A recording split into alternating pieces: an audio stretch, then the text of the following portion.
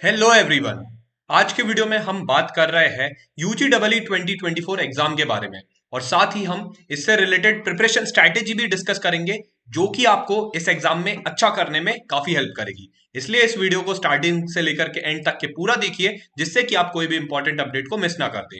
साथ ही चैनल को भी जरूर सब्सक्राइब कीजिए जिससे कि आपको हमारे से जुड़े सभी वीडियोस की नोटिफिकेशन टाइमली बेसिस पे मिलती रहे।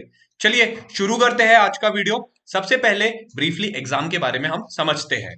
तो यूजीडब्ल्यू एग्जाम जो है बेसिकली आप सभी ने सुना होगा, अगर आप वीआईटी की एग्जाम बिट सेट की एग्जाम्स की तैयारी कर रहे हैं तो सिमिलर ही एक यूजीडब्ल्यू की एग्जाम होती है जिसके थ्रू आपको ट्रिपल आईटी हैदराबाद जैसे एक प्रेस्टिजियस इंस्टीट्यूशन के अंदर एडमिशन मिलता है। तो वैसे तो ट्रिपल आईटी हैदराबाद में आपको जेई मेंस के स्कोर के आधार पे भी आपको एडमिशन मिल जाता है, लेकिन यूजीडब्ल्यू एग्जाम बेसिकली आपको यहाँ पर डुअल डिग्री प्रोग्राम्स में एडमिशंस प्रोवाइड करती है। तो यहाँ पे कुछ डुअल डिग्री प्रोग्राम्स यहाँ पे दिए हुए हैं। यहाँ पे आप देख सकते हैं जैसे ECD electronics and communication engineering BTech, साथ ही साथ master of science by research electronics and communication engineering. तो इसका जो बेसिकली कॉम्बिनेशन है इसमें आपको यूजीडब्ल्यू एग्जाम के थ्रू एडमिशन मिल सकता है। तो graduates of dual degree programs earn 2 degrees. तो एक बीटेक की डिग्री मिलती है और साथ ही आपको यहाँ पर master of science by research की डिग्री मिलती है। अब आपको अगर मास्टर्स डिग्री अपनी कंप्लीट चाहिए तो इसके लिए आपको रिसर्च थीसिस को कंप्लीट करना होगा। ये एक बहुत इंपॉर्टेंट एस्पेक्ट होता है इन सभी स्टूडेंट्स के लिए। साथ ही प्रोग्राम में स्टूडेंट्स के लिए काफी बढ़िया रिसर्च ओरिएंटेड जॉब अपॉर्चुनिटीज भी मिलती है फ्यूचर में चल के, और वो हायर स्टडीज के लिए भी जा सकते हैं। इसकी टोटल ड्यूरेशन 5 साल की होती है। तो यहाँ पे आप देख सकते हैं इन 5 प्रोग्राम्स में आपको एडमिशन मिल सकता है, ईसीडी, सीएसडी, सीएलडी, सीएनडी और सीएचडी। अगर इनकी टोटल सीट्स को हम एडअप करें तो यहाँ पे हमें लगभग जो है 105 सीट्स के अंदर एडमिशन मिल सकता है।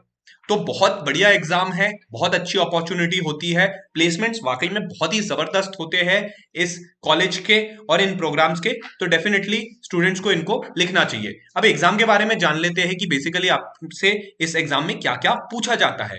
तो ये बेसिकली आपकी computer based under graduate entrance exam है, यानी कि कंप्यूटर बेस्ड टेस्ट है जिसको ट्रिपल आईटी हैदराबाद कंडक्ट करता है। और ये एग्जाम की टोटल ड्यूरेशन आपकी 3 आवर्स की होती है और इसमें आपको 2 सेक्शंस मिलते हैं।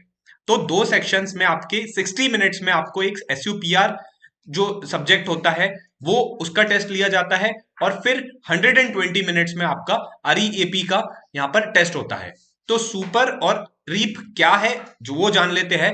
तो सुपर बेसिकली आपका यहाँ पर सब्जेक्ट प्रोफिशिएंसी टेस्ट कहलाता है जिसके थ्रू आपके फिजिक्स केमिस्ट्री मैथ्स से रिलेटेड क्वेश्चंस पूछे जाते हैं। और रीप रिसर्च एप्टीट्यूड टेस्ट होता है, बेसिकली आप इसमें एप्टीट्यूड से रिलेटेड क्वेश्चंस एक्सपेक्ट कर सकते हैं। इसकी ड्यूरेशन ज्यादा होती है, तो यहाँ पे ये 120 मिनट्स का होता है और इनको मिला करके ये टोटल टाइम आपका जो है 3 आवर्स का एग्जाम होता है।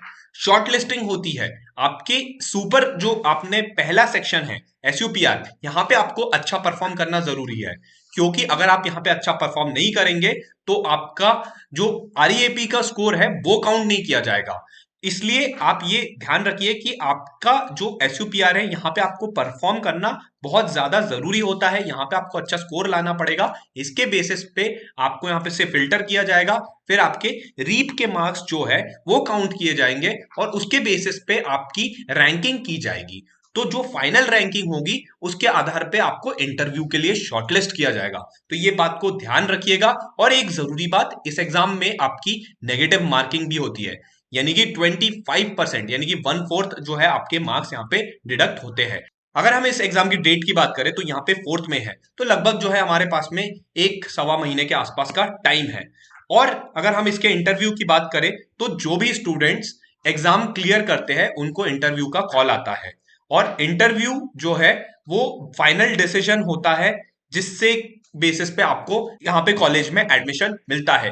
तो इंटरव्यू भी अच्छा खासा होता है और टफ होता है और इंटरव्यूज की यहाँ पे डेट्स तय की गई है 11 से लेकर के 13 जून के बीच। लेकिन इंटरव्यू से भी सबसे पहले फर्स्ट एंड फॉरमोस्ट स्टेप होती है आपका यूजीडब्ल्यू का एग्जाम, जो कि आपको क्रैक करना बहुत ज्यादा जरूरी है। और यहाँ पे आप ये लिंक देख सकते हैं। इस लिंक पर बेसिकली जब आप क्लिक करेंगे तो आप यहाँ पर सीधे इस फॉर्म के लिए आप अप्लाई कर सकते हैं। अगर कुछ इंपॉर्टेंट डेट्स की बात कर ले तो यहाँ पे 6 फरवरी से इसके फॉर्म ओपन हो गए थे 1 अप्रैल, यानी कि आपके पास में अब लगभग एक हफ्ते का टाइम बचा है बस। अगर आपने अभी तक के इस एग्जाम के लिए अप्लाई नहीं किया है और अगर आप ट्रिपल आईटी हैदराबाद में एडमिशन लेना चाह रहे हैं तो डेफिनेटली इस एग्जाम को जरूर लिखिए और 1 अप्रैल से पहले इस फॉर्म को जरूर भर दीजिए। ध्यान रखिए एग्जाम की डेट है 4 मई, तो अपनी प्रिपरेशन को और तेजी से स्टार्ट कीजिए। और अगर आप अभी रिवीजन नहीं किया है तो सिलेबस जल्दी से फिनिश करके रिवीजन कीजिए, ज्यादा से ज्यादा प्रैक्टिस कीजिए। हम बात करेंगे अभी कि कैसे हम इस एग्जाम की प्रिपरेशन कर सकते हैं। और इंटरव्यूज की डेट हम बात कर ही चुके, 11 से 13 जून के बीच रहेंगे और ये इंटरव्यूज ऑनलाइन आपके कंडक्ट होंगे।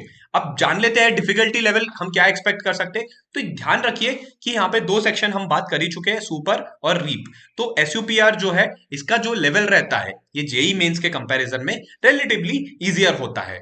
तो ये एक अच्छी बात है कि अगर आपके बेसिक्स कॉन्सेप्ट्स क्लियर है और आपका एप्लीकेशन ऑफ कॉन्सेप्ट अच्छा है तो डेफिनेटली आप इस एग्जाम में एसयूपीआर के पेपर में अच्छा कर सकते हैं। और अगर आप यहाँ पे अच्छा कर लेते हैं तो फिर आपके मार्क्स की काउंटिंग होगी रीप की। तो रीप में आपको अच्छा करना पड़ेगा अगर आपको फाइनल इंटरव्यू के लिए कॉल चाहिए तो यहाँ पे एक चीज आपको समझनी है कि इसका जो लेवल रहता है ना, ये एसयूपीआर में जो आपसे क्वेश्चंस पूछे जाते हैं उसके कंपैरिजन में थोड़ा सा हायर एंड पे होता है। इसलिए आपको इस पर्टिकुलर सेक्शन की प्रिपरेशन अच्छे से करना जरूरी है। तो ध्यान दीजिए कि आपको जितना एफर्ट्स आप एसयूपीआर में लगा रहे हैं उससे थोड़ा ज्यादा एफर्ट्स आपको रीप सेक्शन की प्रिपरेशन में लगाना जरूरी है। तो ये हमने डिफिकल्टी लेवल समझ ली। अब इसकी प्रिपरेशन कैसे करनी है, तो बेसिकली जैसा कि इनकी वेबसाइट पर ही दिया गया है कि सिलेबस में एसयूपीआर और रीप का जो रहता है वो 11th और 12th की जो फिजिक्स केमिस्ट्री मैथ्स है सीबीएसई उससे से ही रिलेटेड होता है, उसी पर ही बेस्ड होता है। और जो रीप रहता है बेसिकली ये आपकी जो क्रिटिकल थिंकिंग है या क्रिएटिव थिंकिंग एबिलिटीज है इसको टेस्ट करता है। तो यहाँ पे आप रीजनिंग एप्टीट्यूड से रिलेटेड क्वेश्चंस एक्सपेक्ट कर सकते हो। आपको इनकी ही वेबसाइट पर एसयूपीआर और रीप दोनों ही सेक्शन से रिलेटेड कुछ सैंपल क्वेश्चंस मिल जाएंगे। तो डेफिनेटली आप जो है इनकी वेबसाइट पर जाकर के इन क्वेश्चंस को चेक कर सकते हो। अब बात करते हैं यहाँ पे अल्टीमेट स्ट्रेटेजी की जिसके थ्रू आप यहाँ पे इस एग्जाम में बहुत बढ़िया कर सकते हैं। तो सबसे इंपॉर्टेंट पॉइंट है कि अगर आपने जेई मेंस की एग्जाम की प्रिपरेशन की है और जैसा कि हम बात कर ही चुके हैं कि यहाँ पे जो डिफिकल्टी लेवल रहता है जेई मेंस के मुकाबले थोड़ा इजियर होता है, इसलिए आप यहाँ पे अपने बेसिक्स के साथ में हमेशा रेडी रहिए क्योंकि आपके जो बेसिक कॉन्सेप्ट है वही आपको इस एग्जाम में अच्छा करने में हेल्प करेंगे।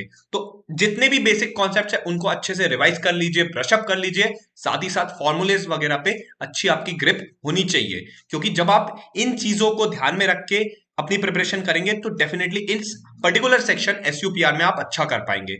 अब एक और गौर करने वाली बात यह है कि इस एग्जाम में आपको जो फिजिक्स और मैथ्स का वेटेज है केमिस्ट्री के मुकाबले थोड़ा ज्यादा दिखाई देता है। इन एरिया से आपको ज्यादा नंबर ऑफ क्वेश्चंस दिख सकते हैं, इसलिए इन दोनों सब्जेक्ट्स पर अच्छी पकड़ बना लीजिए। और अगर आपके ये दोनों सब्जेक्ट्स अच्छे हैं तो डेफिनेटली आपको जो है एक एडेड एडवांटेज रहेगा। केमिस्ट्री में आप थोड़ा सा कम फोकस कर सकते हैं लेकिन मैथ्स और फिजिक्स पे थोड़ा अच्छा फोकस कीजिए। साथ में अगर हम रीप सेक्शन की बात करें तो यहाँ पे आपको एप्टीट्यूड और लॉजिकल रीजनिंग दोनों की ही अच्छी से प्रैक्टिस करनी बहुत जरूरी है क्योंकि आप यहाँ पे ये देखिएगा कि इनसे रिलेटेड आपको अच्छे खासे क्वेश्चंस पूछे जा सकते हैं। अब यहाँ पे बेसिकली हम इस पर्टिकुलर एग्जाम की तैयारी कैसे करें, तो देखिए यहाँ पे आपको मॉक टेस्ट लगाने बहुत ज्यादा जरूरी है। जब आप इनसे रेलेवेंट मॉक टेस्ट लगाएंगे और इनकी अच्छे से प्रैक्टिस करेंगे तो डेफिनेटली आप इस एग्जाम में बढ़िया कर सकते हैं। अगर हमें प्रिपरेशन करनी है, मॉक टेस्ट लगाने हैं तो कैसे हम कर सकते हैं, तो देखिए यहाँ पे बिटसेट लेवल के जो मॉक टेस्ट होते हैं वो बेसिकली आपके लगभग इसी एग्जाम से ही थोड़े से रेलेवेंट आपको दिखाई दे सकते हैं। तो या तो आपको यूजीडब्ल्यू के मॉक टेस्ट आप लगा सकते हो और अगर आपके पास में उसका एक्सेस नहीं है तो आप बिटसेट लेवल के मॉक टेस्ट भी लगा के जा सकते हो। इससे क्या होगा कि बेसिकली आपकी एक अंडरस्टैंडिंग क्लियर होगी क्योंकि आपको बिटसेट में भी जो है एप्टीट्यूड और इंग्लिश सेक्शन पूछा जाता है, लॉजिकल रीजनिंग और इंग्लिश, साथ ही साथ उसमें आपको फिजिक्स केमिस्ट्री मैथ्स भी पूछा जाता है। तो जब आप उस लेवल के जो है आप मॉक टेस्ट में अच्छा करेंगे तो आप यहाँ पे भी जो है थोड़ा अच्छा कर सकते हैं। तो इसके लिए आप जो है कोई भी अच्छे खासे जो बिटसेट मॉक टेस्ट है उनको आप देख सकते हैं।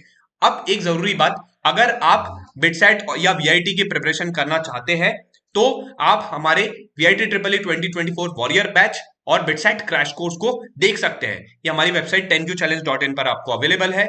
VIT triple E warrior batch में आपको aptitude and English lectures, short trick sessions, exclusive question bank, short notes, mock test series मिल जाती है। साथ ही साथ बिटसेट क्रैश कोर्स भी जो है आपकी बिटसेट प्रिपरेशन के लिए एक बहुत बढ़िया ऑप्शन है। तो VIT triple E warrior batch और बिटसेट क्रैश कोर्स को जरूर देखिएगा। कंप्लीट डिटेल्स आपको डिस्क्रिप्शन बॉक्स में मिल जाएगी। तो यहां पे हमने आज जाना कि किस तरीके से हमें यूजीडब्ल्यू एग्जाम को अप्रोच करना है, क्या हमारी प्रिपरेशन स्ट्रेटेजी होनी चाहिए। होपफुली आपको आज का वीडियो काफी ज्यादा हेल्पफुल लगा होगा। वीडियो पसंद आया लाइक कीजिए, चैनल को जरूर सब्सक्राइब कीजिए। हम ऐसे ही लगातार आपके लिए इंफॉर्मेटिव कंटेंट ला रहे हैं। चलिए मिलते हैं आपसे अगले वीडियो में, तब तक के लिए जय Hind, thank you, God bless you, all the best for your preparation.